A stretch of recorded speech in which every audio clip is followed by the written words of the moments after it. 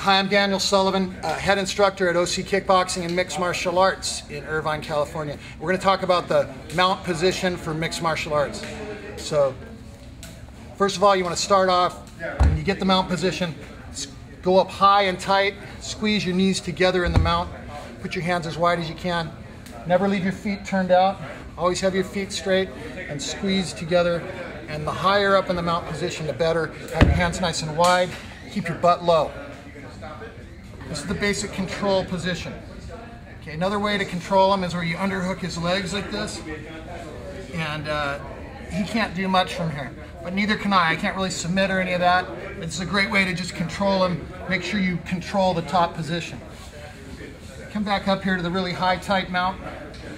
I want to go over possible strikes from the mount position. So first would be straight punches. Straight punches raining down on the head, or circular punches. If he's got a tight guard like this, you go more with the circular punches like that. If his guard's a little more protecting from the side, then you're coming with straights. Okay, we have elbows, or sometimes if you control an arm, that's a great way to get your elbow, as well as the hammer fist.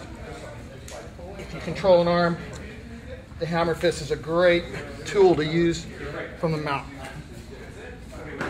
Okay, now on to submissions. First we'll start with the Kimura. So pin that arm down. Well, a lot of times I'll be punching probably, he's defending like this. So I use two hands to punch it down. Drop my elbow down, reach underneath, grab my own wrist. Do not use your thumbs.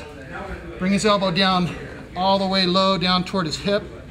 Keep the wrist controlled on the ground, and then lift the elbow up. And so this is a shoulder lock. Do that on the other side. This is the Kimura, or the shoulder lock from the mount.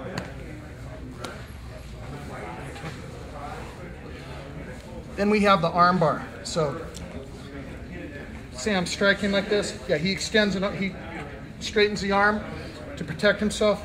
Perfect. I pop up and take the arm bar. Once again, if I'm punching like this, he straightens an arm. You see where I pop up, spin, and go into the arm bar.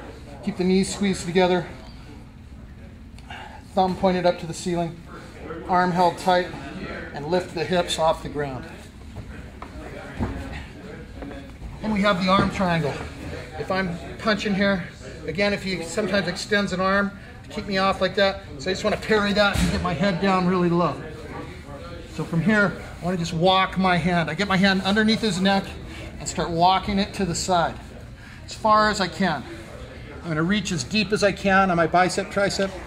I'm going to reach up and over his head here. Get my head down really low and squeeze, driving my forearm into the back of his neck. Once again, if I can get this position here, see, I walk my hand like that, keep my head down low, grab my own bicep, tricep, put my hand on top of his head, squeeze. Now if this isn't working, then you give up the mount position and do it from cross side.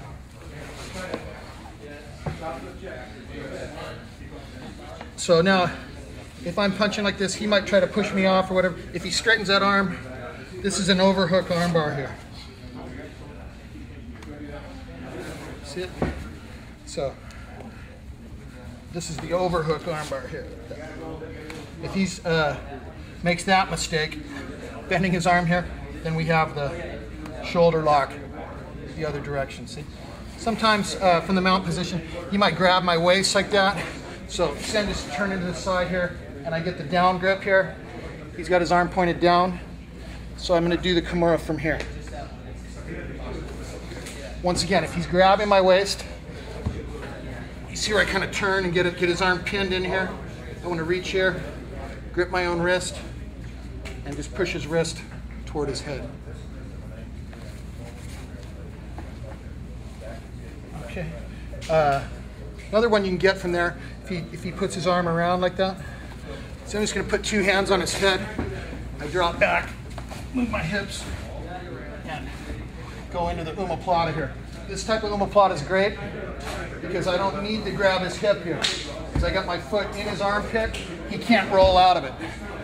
Okay. The other variation is where I spin all the way around like this and go to the full omoplata, which is here.